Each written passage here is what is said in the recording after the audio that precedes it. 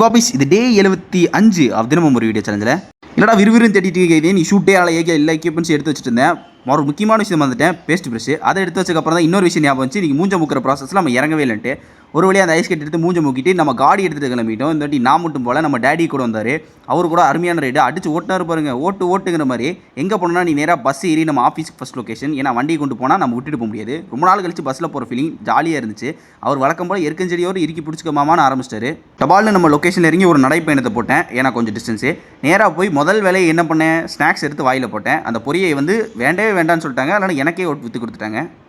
Next tea break அப்போ போய் ஒரு சமோசா டீ அடிச்சுன்னு ஊற்றினேன்.